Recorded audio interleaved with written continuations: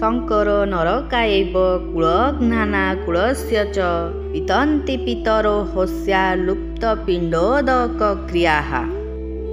ବର୍ଣ୍ଣଶଙ୍କର କୁଳଘାତୀମାନଙ୍କୁ ଓ କୁଳକୁ ନରକଗାମୀ କରେ। ଶ୍ରାଦ୍ଧ ଓ ତର୍ପଣ ନ ମିଳିଲେ ଏମାନଙ୍କର ପିତୃପୁରୁଷମାନେ ମଧ୍ୟ ନିଜ ନିଜ ସ୍ଥାନରୁ ପତିତ ହୁଅନ୍ତି। ଶଙ୍କର ନାରକାୟୈବ କୁଳଘ୍ନା କୁଳସ୍ୟ ଚ। ଭିନ୍ନ ଭିନ୍ନ ବର୍ଣ୍ଣର ମିଶ୍ରଣରୁ ଜାତ ହୋଇଥିବା ବର୍ଣ୍ଣଶଙ୍କରଠାରେ ଧାର୍ମିକ ବୁଦ୍ଧି ନଥାଏ। ସେ ବିନା ମର୍ଯ୍ୟାଦାରେ ଜାତ ହୋଇଥିବାରୁ ମର୍ଯ୍ୟାଦା ପାଳନ କରେ ନାହିଁ। ତା ନିଜର କୁଳଧର୍ମ ବୋଲି କିଛି ନଥିବାରୁ ସେ ସେଗୁଡ଼ିକୁ ପାଳନ ନ କରି କୁଳଧର୍ମ ଅର୍ଥାତ୍ କୁଳମର୍ଯ୍ୟାଦାର ବିରୁଦ୍ଧ ଆଚରଣ କରେ।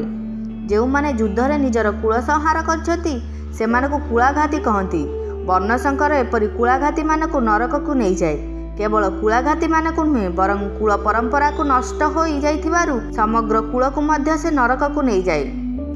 ପିତନ୍ତି ପିତର ହସ୍ୟ ଲୁପ୍ତ ପିଣ୍ଡୋଦକ କ୍ରିୟା।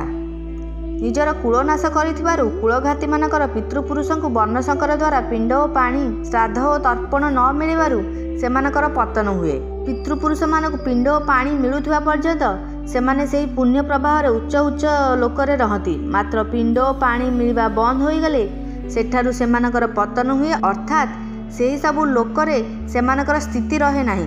ପିତୃପୁରୁଷମାନଙ୍କୁ ପିଣ୍ଡ ପାଣି ନ ମିଳିବାର କାରଣ ହେଲା ବର୍ଣ୍ଣଶଙ୍କରମାନଙ୍କର ପୂର୍ବଜଙ୍କ ପ୍ରତି ଆଦର ବୃଦ୍ଧି ନଥାଏ। ଏହି କାରଣରୁ ସେମାନଙ୍କ ମନରେ ପିତୃପୁରୁଷଙ୍କ ପାଇଁ ଶ୍ରାଦ୍ଧ ତର୍ପଣ କରିବା ପାଇଁ ଭାବନା ବି ନଥାଏ।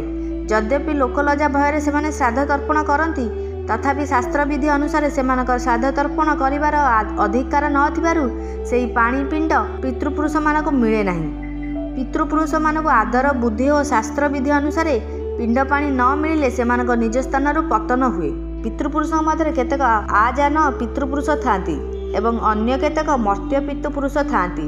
ପିତୃଲୋକରେ ରହୁଥିବା ପିତୃପୁରୁଷମାନଙ୍କୁ ଆଜନ କୁହାଯାଏ ଏବଂ ମନୁଷ୍ୟ ଲୋକରେ ମୃତ ହୋଇ ପିତୃଲୋକଙ୍କୁ ଯାଇଥିବା ପିତୃପୁରୁଷଙ୍କୁ ମର୍ତ୍ତ୍ୟ କୁହାଯାଏ। ଶ୍ରାଦ୍ଧ ଓ ତର୍ପଣ ନ ମିଳିଲେ ମର୍ତ୍ତ୍ୟ ପିତୃପୁରୁଷଙ୍କର ପତନ ହୁଏ।